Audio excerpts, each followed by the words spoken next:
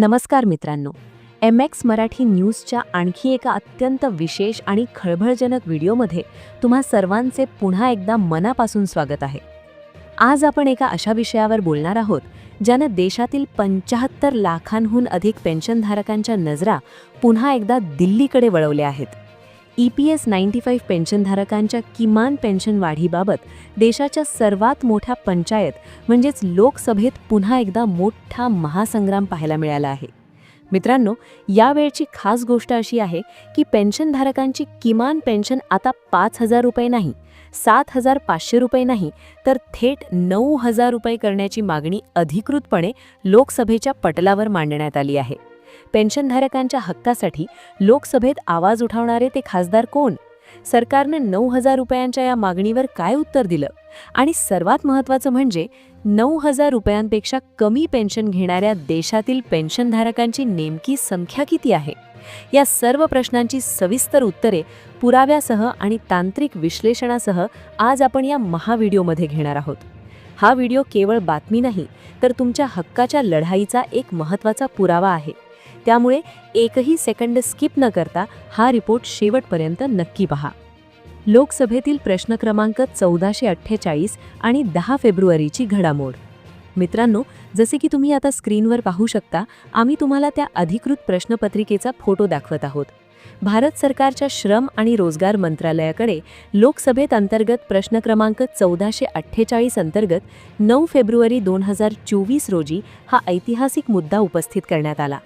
EPS 95 pension योजनेतील pension वाढीचा हा ज्वलंत प्रश्न डॉक्टर नामदेव गिरसान यांच्या वतीने उपस्थित करण्यात आला होता. डॉक्टर गिरसान यांनी अत्यंत आक्रमकपणे पेन्शनधारकांच्या व्यथा लोकसभेत मांडल्या. त्यांनी थेट विचारले की देशातील कामगार संघटना आणि पेन्शन संघटना जो पेन्शन वाढीचा लढा लढत आहेत त्यावर सरकारचं काय म्हणणं आहे.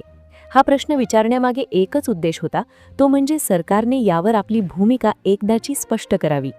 जेव्हा लोकसभेत अशा प्रकारे प्रश्न विचारला जातो तेव्हा सरकारला अधिकृत आणि लेखी उत्तर देणं बंधनकारक असतं आणि याच उत्तराने आता अनेक गोष्टी समोर आल्या आहेत.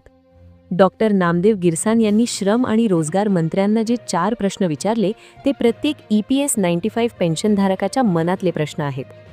पहिला प्रश्न असा होता की भारतीय मजदूर संघ म्हणजेच BMS आणि इतर विविध श्रमिक संघटनांनी सरकारकडे कर्मचारी पेन्शन योजना 1995 अंतर्गत किमान 9,000 रुपये करण्याची मागणी केली आहे का?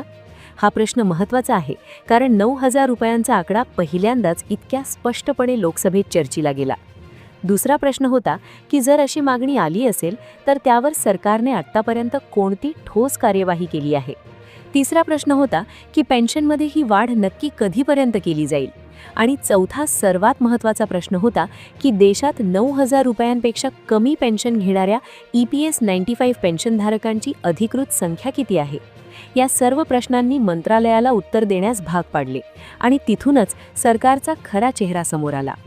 या प्रश्नांवर उत्तर देताना श्रम आणि रोजगार राज्यमंत्री श्रीमती शोभा कंदलालाई यांनी सरकारची बाजू मांडली. त्यांनी आपल्या उत्तरात सुरुवातीलाच स्पष्ट केले की कर्मचारी पेन्शन योजना 1995 अंतर्गत सध्या किमान पेन्शन ही केवळ 1,000 रुपये प्रतिमाह दिली जात आहे. सरकारने हे मान्य केले की पेन्शन वाढवण्यासाठी ट्रेड युनियन, लोकप्रतिनिधी आणि विविध हितधारकांकडून अनेक निवेदने आणि मागण्या प्राप्त झाल्या आहेत. मित्रांनो, ही एक मोठी गोष्ट आहे कारण सरकार आता हे नाकारू शकत नाही की त्यांच्याकडे मागणी आलेली नाही. 9,000 रुपयांची मागणी सरकारपर्यंत पोहोचली आहे हे आता संसदेच्या रेकॉर्डवर आले आहे. मात्र अंमलबजावणीच्या प्रश्नावर सरकारने पुन्हा एकदा तांत्रिकतेचा आधार घेतला आहे. सरकारने सांगितले की निवेदने मिळाली आहेत पण त्यावर अद्याप कोणताही अंतिम निर्णय झालेला नाही. सरकारने पुढे लोकसभेत EPS 95 निधी कसा चालतो याचे तांत्रिक स्पष्टीकरण दिले. सरकारने सांगितले की EPS 95 ही एक परिभाषित अंशदान आणि परिभाषित लाभ असलेली सामाजिक सुरक्षा योजना आहे. यामध्ये निधीचा ओघ कसा असतो हे देखील सरकारने स्पष्ट केले आहे. या निधीमध्ये नियोक्त्याकडून म्हणजेच मालकाकडून वेतनाचे 8.33% अंशदान दिले जाते.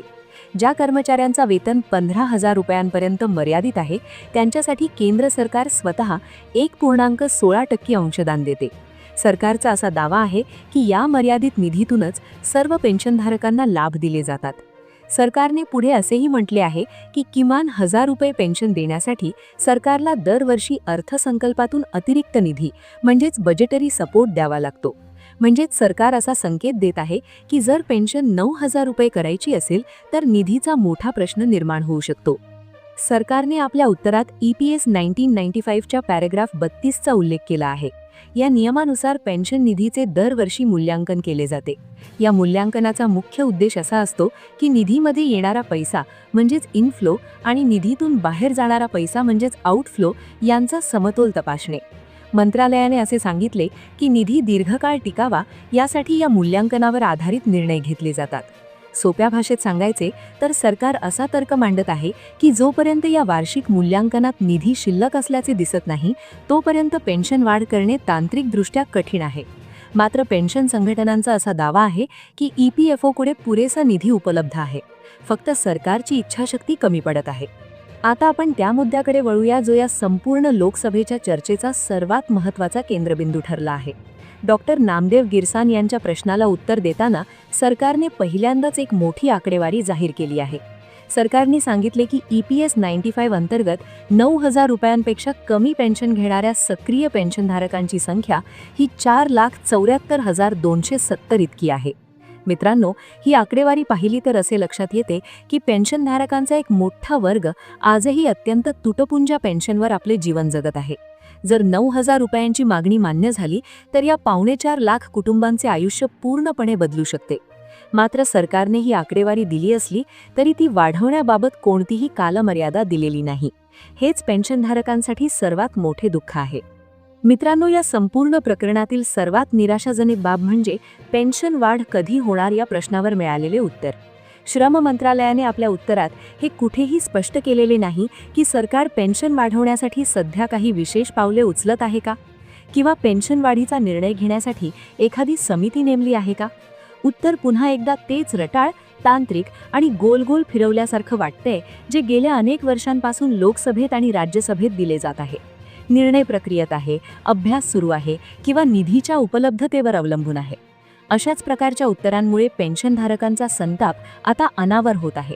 9000 रुपयांच्या मागणीला सरकारने केवळ प्राप्त झालेली मागणी म्हणून नोंदवले आहे, मात्र ती मान्य केलेली मागणी अद्याप बनलेली नाही.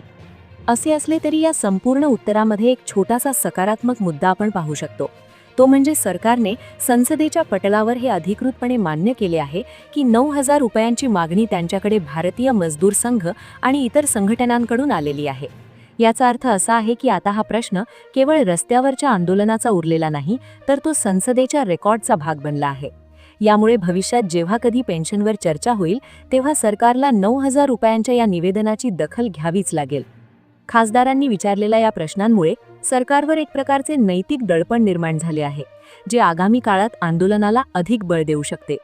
तर मित्रांनो, EPS 95 पेन्शनबाबतची लोकसभेतून आलेला हा एक लेटेस्ट आणि अत्यंत महत्त्वाचा अपडेट होता. आपण पाहिले की 9000 रुपयांची मागणी आता देशाच्या सर्वोच्च सभागृहात पोहोचली आहे. 4,74,000 पेन्शनधारकांच्या भविष्याचा हा प्रश्न आता ऐरणीवर आला आहे. जरी सरकारने सध्या स्पष्ट तारीख दिली नसली तरी संसदेतील हा आवाज वाया जाणार नाही. पेन्शनधारकांनी आपला लढा शांतपणे पण तितक्याच ठामपणे सुरू ठेवणे आवश्यक आहे. MX मराठी न्यूज चॅनलच्या माध्यमातून आम्ही असा प्रत्येक अपडेट तुमच्यापर्यंत पोहोचवण्याचे काम करत राहू. सरकारला आता या प्रश्नाकडे डोळेझाक करता येणार नाही, कारण ही 75 लाख ज्येष्ठ नागरिकांच्या अस्तित्वाची लढाई आहे. तर मित्रांनो, EPS 95 पेन्शनबाबतची ही विशेष माहिती तुम्हाला कशी वाटली? तुम्हाला काय वाटते? सरकारने 9000 रुपयांची ही मागणी तात्काळ मान्य करायला हवी का? तुमच्या प्रतिक्रिया आणि तुमचे विचार कमेंट बॉक्समध्ये नक्की कळवा. तुमचे एक कमेंट आमचा उत्साह वाढवते आणि हा विषय सरकारपर्यंत पोहोचवण्यास मदत करते. जर तुम्हाला ही माहिती उपयुक्त वाटली असेल तर या व्हिडिओला आत्ताच मनापासून एक लाईक करा. हा व्हिडिओ तुमच्या सर्व पेन्शनर ग्रुपवर, व्हॉट्सॲपवर आणि फेसबुकवर जास्तीत जास्त शेअर करा, जेणेकरून आपल्या प्रत्येक बांधवाला लोकसभेत काय घडलं हे समजेल.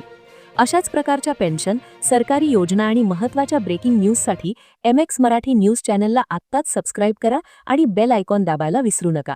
भेटूया पुढच्या व्हिडिओमध्ये एका नवीन आणि महत्त्वाच्या अपडेटसह. तोपर्यंत स्वतःची काळजी घ्या, सुरक्षित रहा. जय हिंद, वंदे मातरम.